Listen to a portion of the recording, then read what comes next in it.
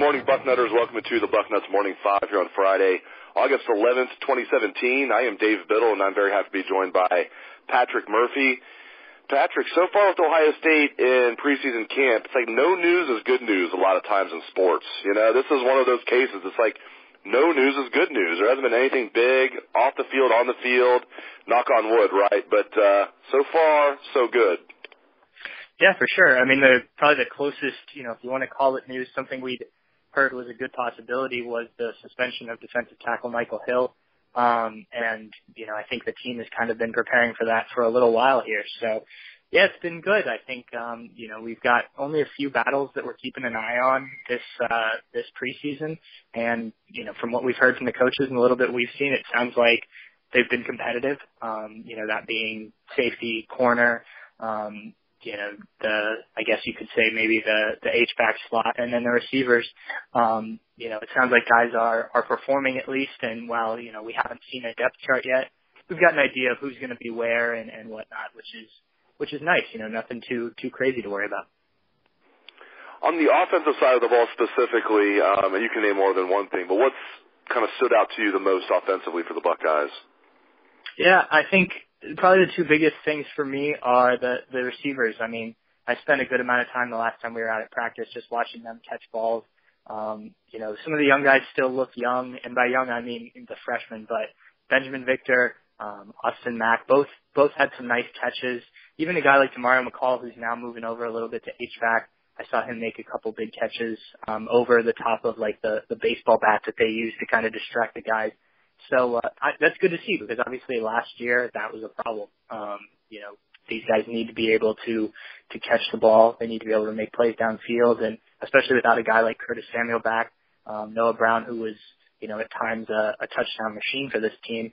You're going to need guys to step up, and we've heard all the right things, but seeing it in little bits is good. And then the other news, and we've talked about this guy a lot, but J.K. Dobbins, with Mike Weber sitting out right now, everything they are saying is precautionary, but this kid looks like the real deal. And I like to remind people that even though Zeke Elliott didn't play a ton as a freshman, but if J.K. Dobbins can get in there and kind of be a complimentary back to Mike Weber, I don't think he's going to take the job from Mike.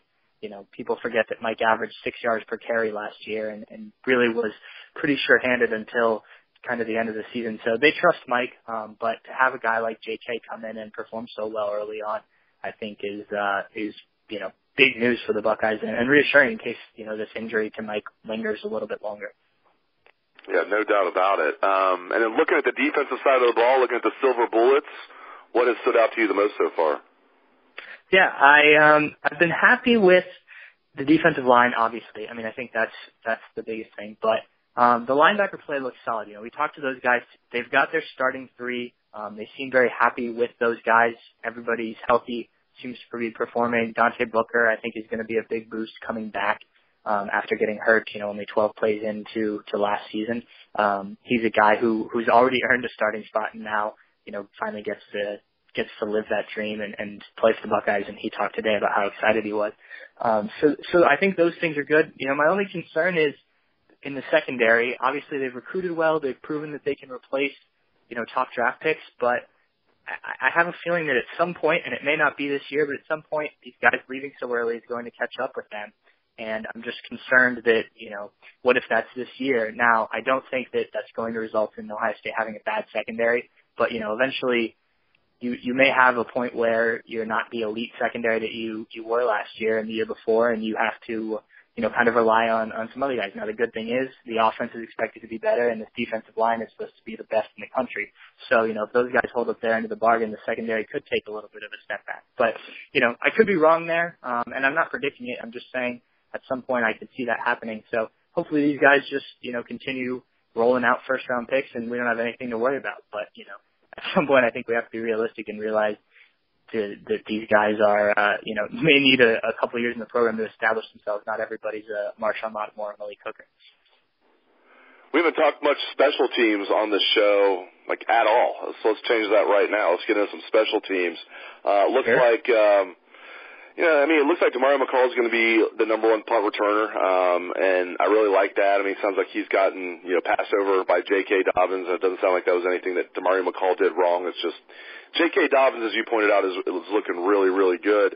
But Demario McCall, if he's the number one punt returner, that's a huge role for him. Paris Campbell, I think people forget, Patrick, was 10th in the country last year in kickoff return average. He returns as a number one kickoff returner. Obviously, Drew Chrisman moving into the starting punter role. Big shoes to fill. Cameron Johnson was a heck of a punter, 4-year starter. It's going to be kind of odd. It already has been the little bit we've seen at practice, not seeing the rugby-style punt and seeing the traditional punt. But Drew Chrisman, talking to Kerry Combs, he says he has a big leg, and seeing him out there, he looks like he has a big leg. It's going to be fun to see what he does as a redshirt freshman. And then finally, at kicker, looks like Sean Nurnberger, who, as a true freshman, was the number one kicker on the national championship team in 2014. Redshirted last year. Now as a fourth-year junior, looks like he's going to get the job back. But still to hold off true freshman Blake Hobble. Talk to me about special teams. How do you think it's going to shake out for the Buckeyes? Yeah, hopefully it becomes, a strength. This is something that Urban Meyer puts a lot of emphasis in. He's a guy who, along with Kerry Combs, as you mentioned, coaches this unit. And I think over the last couple of years, it's been disappointing. You mentioned the success that Paris Campbell had, but, they didn't get a touchdown on special teams last year. In fact, I think when most people think of the special teams plays, they think of the bad ones against Penn State more than anything. So, I would imagine that's been a big emphasis. Now, with as many new guys in there as they have, it's going to take some time probably for this to kind of come together. But I really like, kind of the newness. Obviously, losing Cam Johnston is going to be tough to replace. You've got a young guy in there, and while highly recruited, I think, even Cam Johnston wasn't Cam Johnston day one. So, it would be nice to see Sean Nurnberger become the kicker that we thought he would be as a freshman. He did well, but not great. So, obviously a veteran in the program now. So it'll be interesting, but that could be a big boost to a team that kind of has lacked in that department over the last couple of years. Some bad news last night. Raekwon McMillan, second-round pick for the Dolphins. Word is he tore his ACL. Awful news. I will say the good news is, it's not like he's an undrafted free agent. The guy was a second-round pick, and I just looked this up. He's getting $3.1 million guaranteed money. That includes his $1.5 million signing bonus, and he has an additional $1.6 million on top of that. So $3.1 million guaranteed. That's great. So if he invests that well, that's enough to live on for his entire life. But still, tough news. Hey, he can come back from a torn ACL. There's no doubt about that. But still tough to see one of the good guys out there, and a guy we all covered and a guy we all like, and a good Buckeye, Raekwon McMillan. Tough to see that he tore his ACL last night. Yeah, it is. As you mentioned, Raekwon's one of the good ones. A guy who was kind of doubted the second half of his Ohio State career after, being a 5-star recruit and the big name guy. But, an early round pick for the Dolphins has come in and earned the starting spot, at least, up until this point, for them. So, he was doing well. I know that, from reading stuff coming out of Miami, they really liked what they had in him. He's become a leader with that team at a young age. So disappointing for sure. Having gone through a torn ACL myself, you can definitely come back. The modern medicine has done wonders with that. So not an injury that is as bad as it used to be, but certainly not something that you wish upon anybody. And hopefully he makes a speedy recovery and can hang with this team, which I believe he will, and come back stronger next year. Yeah, real quick, a lot of times it's like that second ACL or third ACL tear that might end a guy's career. It's very rare in this day and age. It was different 20 years ago, 30 years ago. It's rare in this day and age for a guy to tear his ACL and his career's over. So the good news for Raekwon, in addition to the fact that he get $3 million guaranteed, that's the best news. The good news is I don't think he has any serious injury history. So chances are good he'll be able to come back from this, I would think, Patrick. Yeah, I definitely think so. You see guys these days come back from way worse. So, the nice thing about something like that is it's pretty routine, medically wise what they do, as long as there's not some, more serious when they go in there, when they do the MRIs and stuff like we saw with Jalen Smith at Notre Dame before he went to Jalen Smith before he went to the Cowboys.